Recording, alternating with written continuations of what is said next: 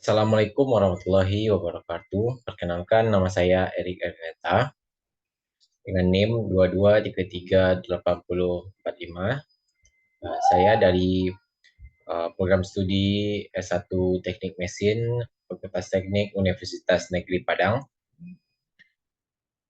Baik, pada kesempatan kali ini saya akan melakukan presentasi untuk memenuhi tugas UTS saya, yaitu mata kuliah material teknik dengan Bapak Andre Arafat, ST, MN, PhD. Baik, untuk tidak berlama-lama perkenalannya, maka saya langsung saja masuk kepada presentasi saya kali ini. Saya pada saat sekarang ini. Presentasi saya saat ini dengan judul Klasifikasi dan Aplikasi Material Teknik di Industri Teknik Mesin.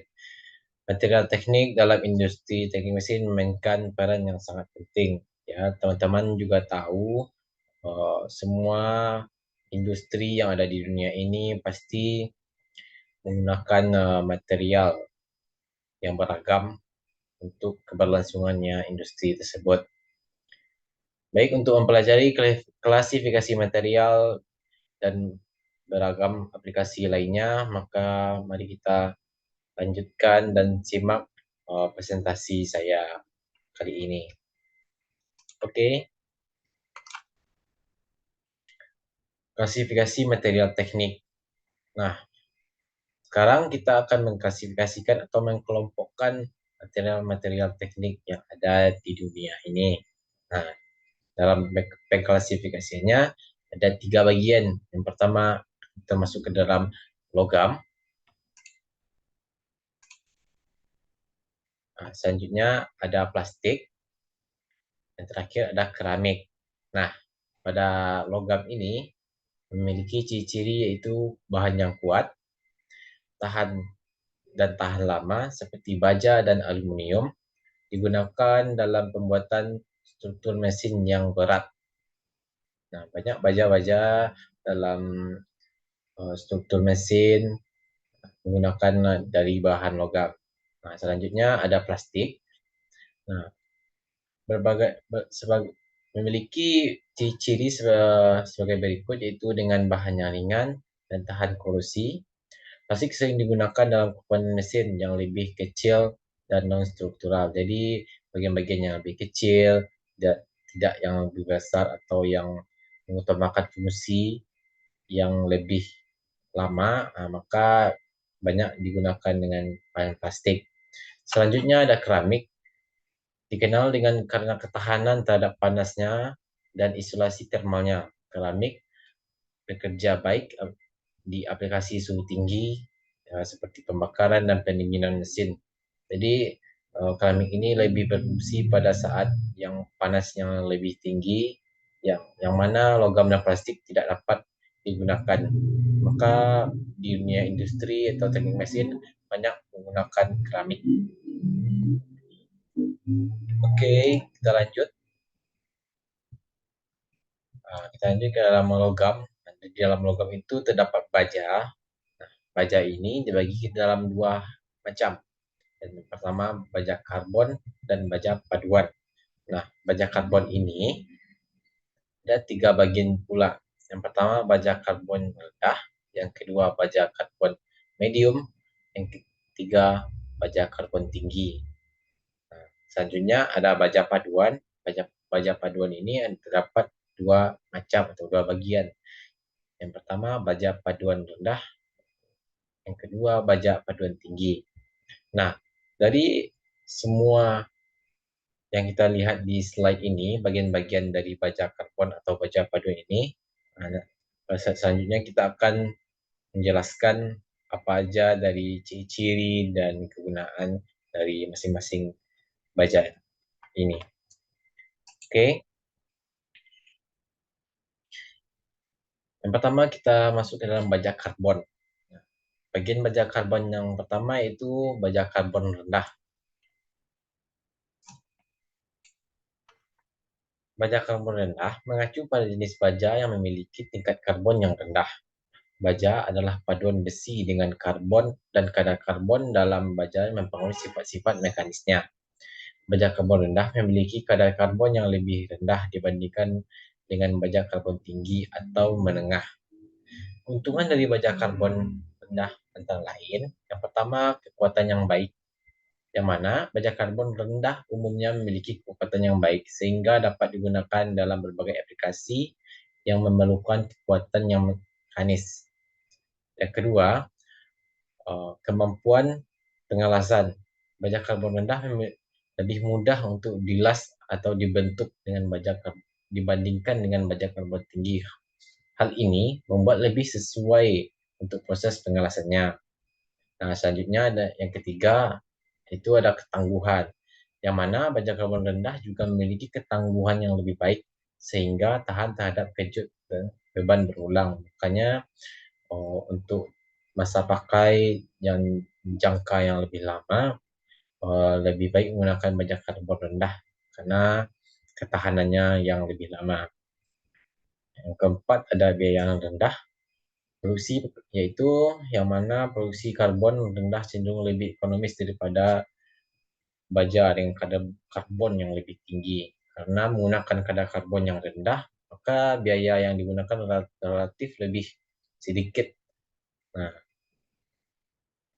pada pengaplikasiannya, baja karbon rendah ini dapat kita temui pada bagian pipa baja, mana banyak digunakan pada untuk mengaliri minyak atau dan segala macamnya, atau di rumah tangga pun mungkin juga ada.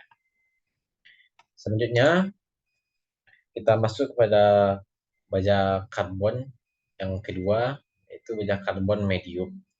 Nah, kali ini baja karbon medium memiliki sifat mekanik, yang mana pertama kekuatannya, yang mana baja karbon medium ini memiliki kekuatan mekanik yang cukup baik dalam hal kekuatan tarik maupun kekuatan tekan. Yang kedua ada kekerasan. Baja ini dapat diinduksi dengan keras yang memungkinkannya untuk digunakan dalam aplikasi yang memerlukan ketahanan arus atau kekerasan tinggi. Yang ketiga ada ketangguhan, yang mana baja karbon medium memiliki ketangguhan yang cukup baik, yang berarti ia mampu menahan beban dinamis dan tahan terhadap tekan. Yang keempat ada kekuatan elastis. Baja ini memiliki kekuatan elastis yang baik sehingga dapat kembali ke bentuk semula setelah mengalami beban-beban.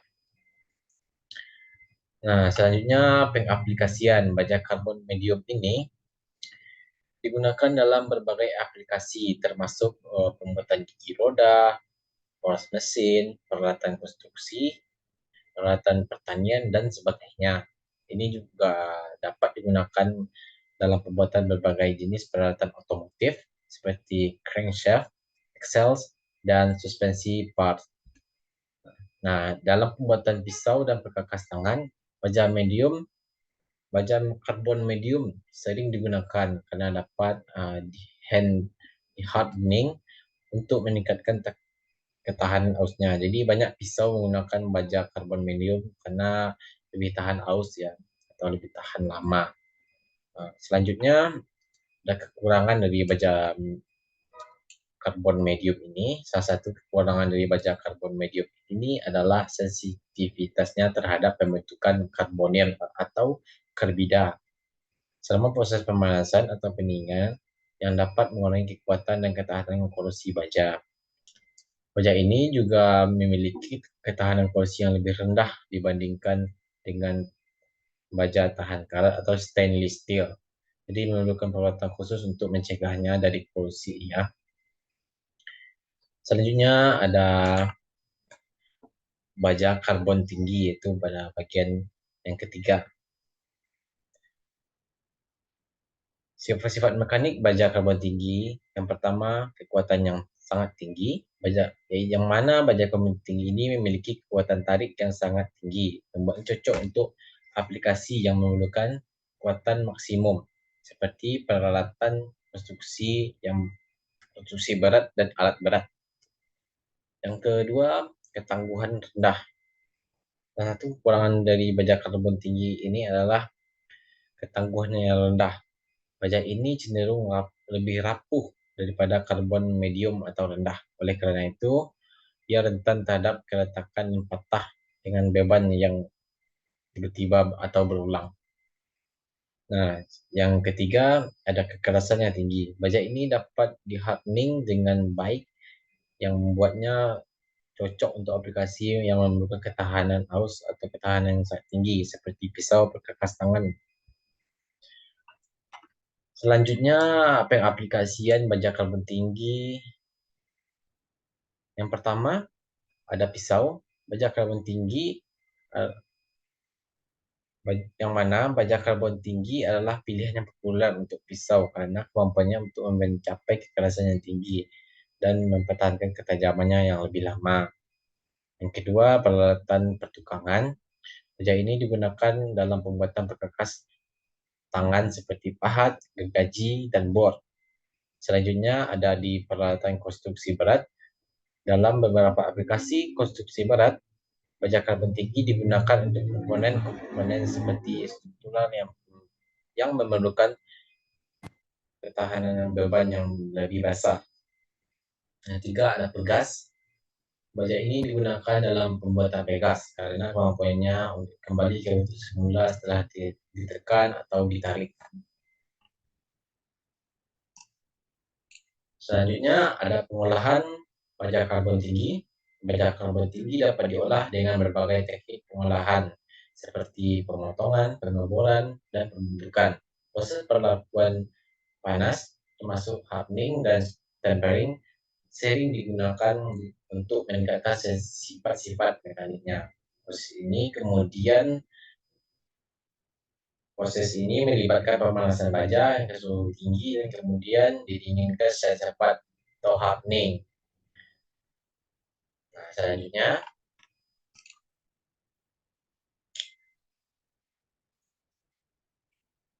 yang pertama tadi ada baja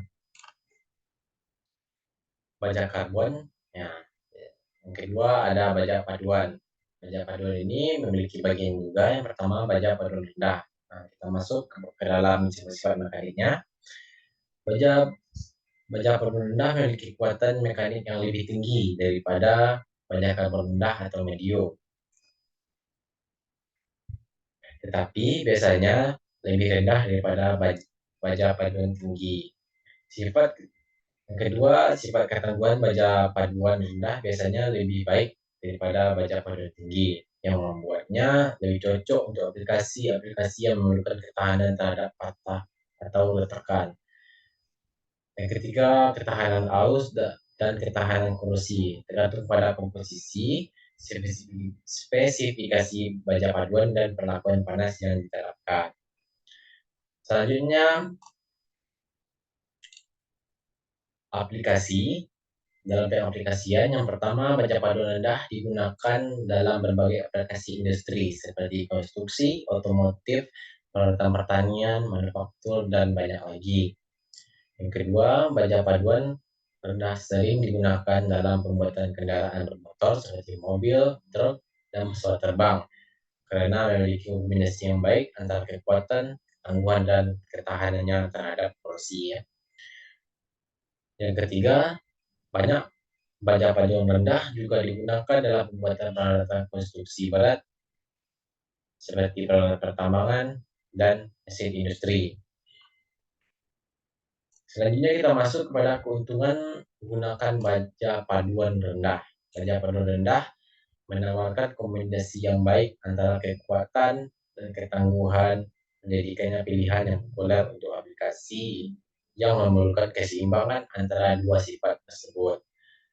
Selanjutnya, biaya produksi baja yang rendah biasanya lebih rendah daripada baja paduan yang tinggi, sehingga dapat menjadikannya alternatif untuk biaya yang ekonomis. Selanjutnya, ada baja paduan tinggi, yaitu yang mana tingkatan yang dari slide sebelumnya, yaitu baja paduan rendah. Sifat-sifat mekanik dari baja paduan tinggi ini yang pertama kekuatannya yang tinggi. Salah satu karakteristik utama baja paduan tinggi adalah memiliki mekanik yang sangat tinggi. Ini membuatnya cocok untuk aplikasi yang membutuhkan kekuatan struktural maksimum, seperti pesawat terbang, kendaraan luar angkasa, dan peralatan berat.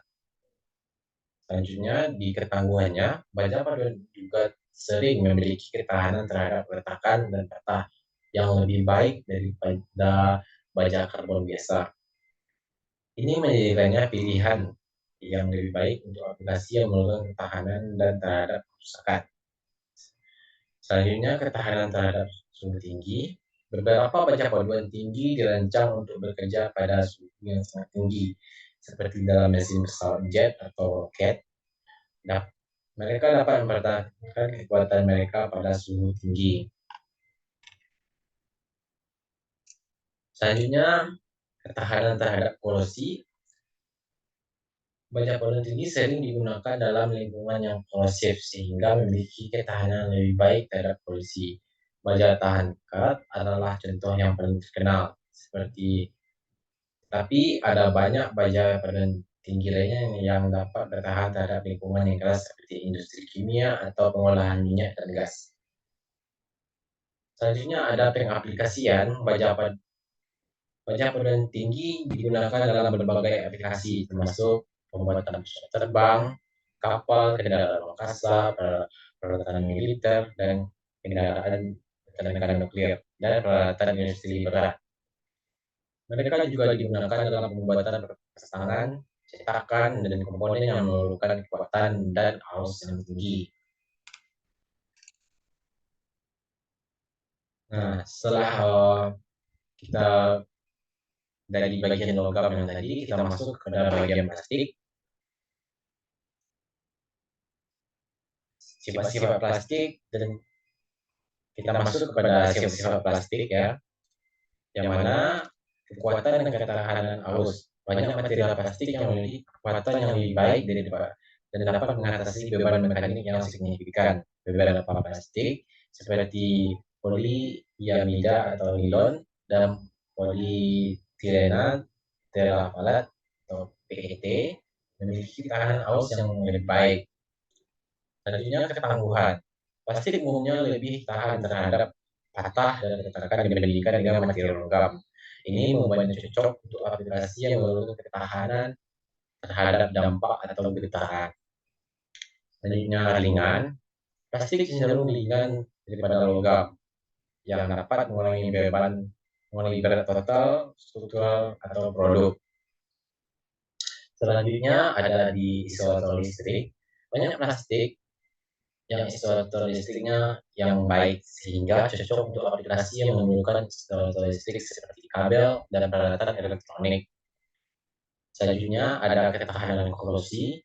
Beberapa plastik seperti PVC dan polipropilena memiliki ketahanan yang lebih baik terhadap korosi, menjadikannya alternatif yang lebih baik untuk aplikasi yang berada di dalam lingkungan yang korosif. Selanjutnya, kemampuan membentuk. Plastik memiliki kemampuan untuk membentuk menjadi berbagai bentuk dan ukuran, termasuk dengan metode cetakan, injeksi, ekstrusi, dan pembentukan panas.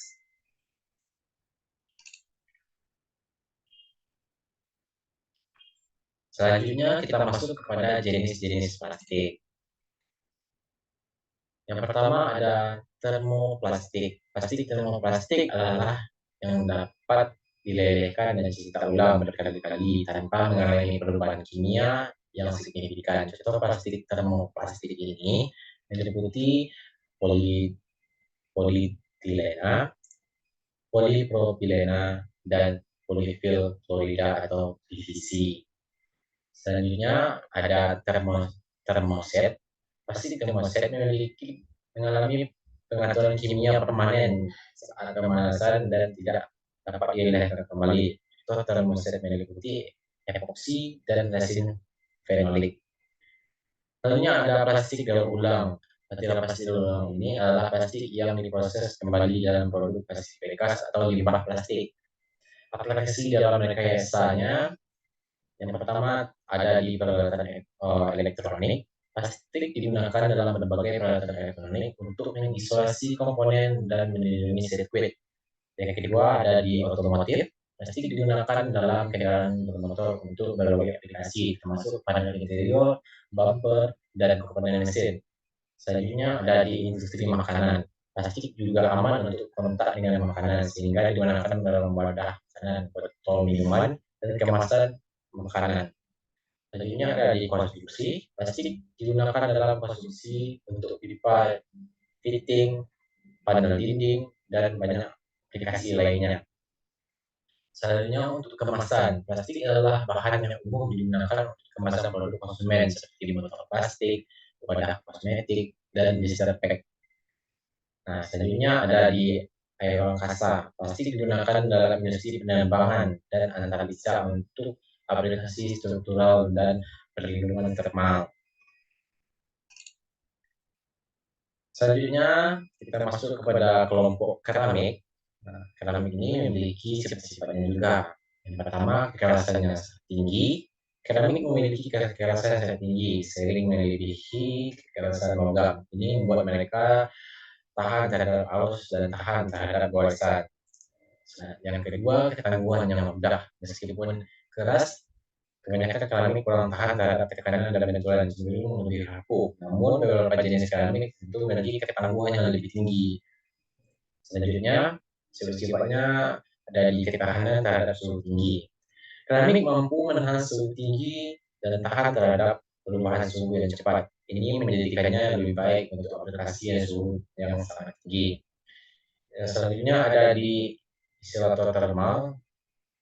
Banyak keramik adalah isolator thermal yang baik dan baik panas maupun dingin. Selanjutnya kita masuk ke dalam jenis-jenis keramik. Yang pertama ada keramik oksida. Ini terbuat dari oksida logam seperti alumina, silikon, karbida, dan zirkonia. Yang kedua ada keramik nitrida. Terbuat dari nitrida logam seperti nitrida silikon. Selanjutnya ada keramik karbida. Terbuat dari karbida logam seperti karbida silikon. Ada juga keramik silikat terbuat dari silikat logam dan termasuk jenis keramik seperti porselen dan keramik fosfat.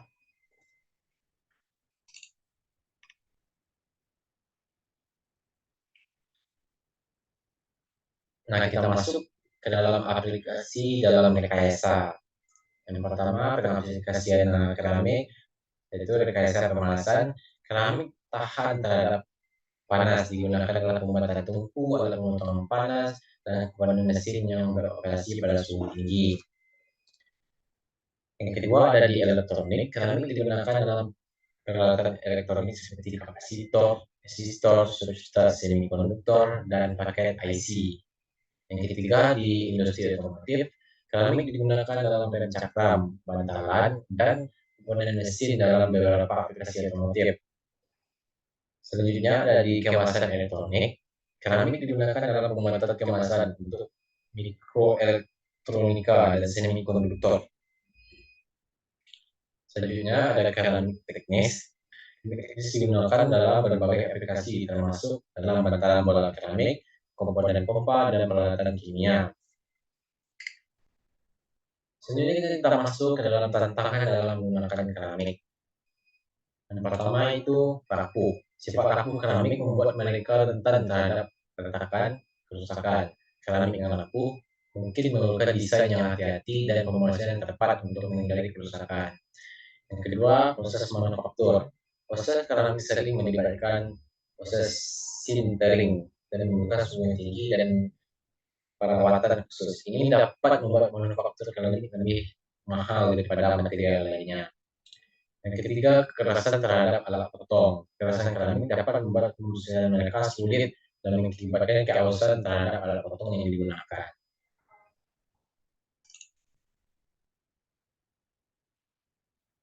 Nah, dari ketiga pembagian dari material teknik tadi, maka aplikasi material teknik di industri teknik mesin ini dapat juga kita lihat kembali, yang pertama ada di logam, material logam mesin dalam mesin. Nah, dalam material logam ini kita dapat menemukan contoh-contoh pengaplikasiannya, yaitu gigi logam yang kuat dan tahan terhadap arus digunakan dalam transmisi dan sistem penggerak untuk mengubah energi mekanik. Ini yang terdapat pada bagian logam. Selanjutnya, apa sih yang terdapat dalam bagian plastik? Penggunaan plastik dalam komponen mesin seperti gigi, bantalan-bantalan, dan pengukur terbuat dari plastik yang mengurangi beban tahan terhadap arus. Jadi pada material teknik yang lain yang mungkin yang ukurannya kecil dan tidak memerlukan ketahanan yang begitu lama, lebih baik menggunakan plastik karena yang pertama ringan, tahan terhadap arus dan mengurangi beban juga ya. Selanjutnya dari keramik. Contoh penggunaan keramik yaitu pada piston keramik. Piston keramik memberikan ketahanan suhu terhadap tinggi dan performa yang baik dalam mesin pembakaran dalam. Karena pada mesin terdapat ruang bakar, maka dapat menghasilkan suhu yang sangat tinggi, maka lebih efisien dan lebih menguntungkan menggunakan piston keramik. Selanjutnya, keuntungan penggunaan material teknik. Yang pertama, di bagian logam, keuntungannya itu kekuatan dan ketahanan. Material teknik memberikan kekuatan dan yang sangat tinggi dan ketahanan terhadap beban dan tekanan. Yang kedua, di bagian material plastik, keuntungannya yaitu ringan dan tahan terhadap korosi. Material teknik yang ringan seperti aluminium dan bahan tahan terhadap korosi seperti stainless steel mempermudah untuk penggunaan dan perawatan atau bahan-bahan plastik lainnya. Selanjutnya ada di keramik. Keuntungannya yaitu isotermal. Keramik dan bahan zat komposit memiliki isolasi termal yang optimal untuk perlindungan terhadap panas dan suhu yang ekstrim. Jadi untuk suhu yang lebih tinggi, lebih baik kita menggunakan keramik. Tantangan penggunaan material teknik dalam bagian logam memiliki tantangan yang sendiri, yang mana itu dalam logam ada biaya produksi, bahan teknik yang canggih, seringkali lebih mahal daripada proses produksi pengolahan lainnya. Itu menyebabkan tingginya angka biaya produksi karena dari material logam ini agak sedikit lebih susah untuk diproduksinya. Selanjutnya ada di plastik. Tantangan dalam penggunaan material ini yaitu ketersediaan material. Beberapa material teknik mungkin sulit didapatkan atau bersifat terbatas dalam pasokannya. Yang mana plastik juga sebagai limbah juga agak sulit juga digunakan atau diolah kembali. Akhirnya dari keramik, tantangan dalam penggunaan material keramik ini yaitu pemrosesan dan manufaktur. Beberapa material teknik membutuhkan peralatan dan teknik khusus dalam pemrosesan manufaktur keramik ini.